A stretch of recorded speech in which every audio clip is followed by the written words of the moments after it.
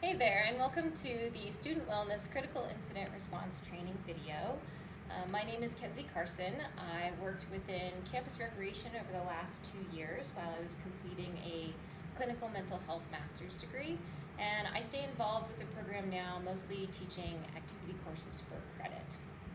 So I designed this curriculum a couple years ago to introduce to our staff, and we wanted to bring this to you as well. So just to get started with this, I wanted to talk a little bit about the intention behind this. And really we want to acknowledge that events may occur within this community or outside of this community that will impact your physical, mental, or emotional well-being. With that, we wanted to define and clarify where can you go for support, be that with your supervisors or your professional staff, and also some outside resources outside of student wellness. So first and foremost, I find it helpful to really understand some of these definitions. So we're going to break them down a little bit. You'll hear a lot about traumatic events, and the definition that we went with here is intentionally vague because all human beings are going to respond slightly differently to traumatic events. But basically, they can be distilled down to any event that initiates a stress response within your body. The next piece we wanted to talk about is acute stress. So these are really events that you feel physical or emotional impact on within a month of that incident. And then we move down and we talk about a trauma response. And trauma response is usually prolonged physical and mental health responses following a traumatic event or an accumulation of acute stress. So when we start to look at these pieces, ultimately, acute stress is compounding stress within the system that can lead to a trauma response. So a big intent behind this training is to help get some support on board if you're noticing that you're having acute stress responses before it turns into a trauma response. So let's talk normal and what that really means. So normal is an interesting word. Because human beings are nonlinear and we're very gray. So we respond to stress really differently. And what's also really encouraging to know about this is our bodies are built for stress. And so it's not about that we need to live in a world absent of stress. It's really how we notice that that stress is impacting us and then how we support our systems along the way. So if you have incidents happening in your life at work within student wellness or outside of it, and you're noticing that you're having stress responses in your body, in your mind, know that that's totally normal and you're going through most likely an acute stress response. So we just created a little bit of a word cloud here to bring up some of the words that might help define some of the things that you could experience or feel following an acute stress response or a traumatic event. So I'll just give you a little bit of time to sit with those words and really identify how those might show up for you.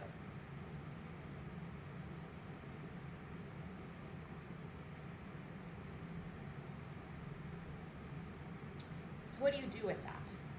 We're going to introduce a tool that was brought to us through an organization called the Responder Alliance.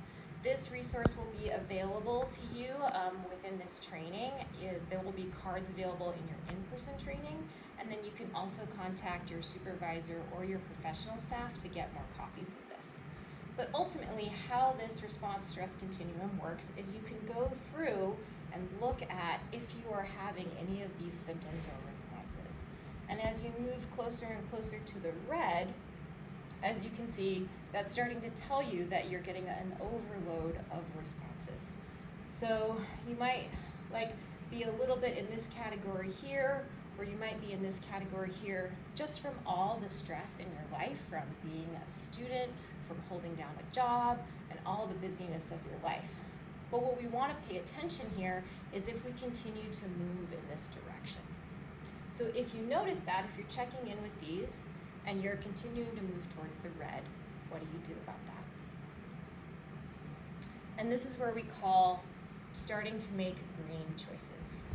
So if we want to start supporting our systems to have more capacity we're going to think about what does it look like to be rejuvenated or to rest or to take breaks. So these are just some possible options or some things that I have found helpful. If I notice that my stress levels are getting really, really high and I'm starting to have some of those acute stress responses. Maybe it's time to take some more breaks, maybe I need more rest, maybe I need more sleep, maybe I need some gentle movement in my body. Those are all great ways to reground and kind of get back into your center. And I'd encourage you to spend some time thinking about what your green choices would be. That's going to look different for every person. The next piece that we think about is where do you go to get some outside supports as well. So within student wellness, we wanted to talk a little bit about what that response will look like within your program area. So if there's an incident within your work environment, you're going to contact your supervisor or professional staff, and you're going to move through the incident reporting piece. Following that or during that, what you're going to pay attention to as well is if you're noticing any of those acute stress responses. If so, you can go to your supervisor or professional staff and schedule a check-in or a meeting, and we'll talk more about that in a little bit. If there is a critical incident that happens on campus, professional staff may contact counseling and psychological services on campus to bring a counselor in to help brief and debrief that staff in the moment or right after the moment of that incident. Something to note here too, that anything that is shared in these check-ins is confidential with the exception of harm to self or others. There's a resource within the D2L about where to go if you are experiencing those thoughts and those feelings, or if you notice that with any of your peers or counterparts at work. Okay, so when we talk about those supervisor check-ins, this is what this is going to look like. We call this the 3-3-3 protocol. So after you initiate that check-in with your supervisor, they're going to check back in with you in 3 days, 3 weeks, and 3 months. And they're going to look at that stress continuum card with you, and you all can have a conversation about where are you at with that? What are the outside supports that you're getting on board to help support you, or what are those green choices that you're making to help support you along the way? These are also some resources for you outside of student wellness. We have MSU Counseling and Psychological Services here on campus. You can go over there and get connected with a counselor and do ongoing sessions. And then there's also the Human Development Clinic, which is essentially on campus. And they have a sliding scale fee, so if there is a concern about being able to pay for mental health services, this might be a great option for you. Community Health Partners is off campus. They are a wraparound community health clinic with physical and mental health services. They also provide a sliding scale fee, and they accept most insurances, and they have a whole behavioral health team there as well. The Help Center is an awesome resource.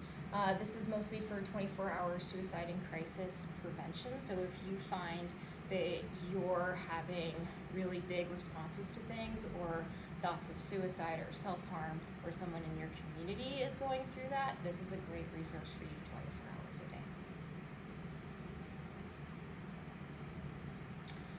Please check out the other resources that we posted on the D2L. There's some links to some other trainings that you could do that will be optional for you.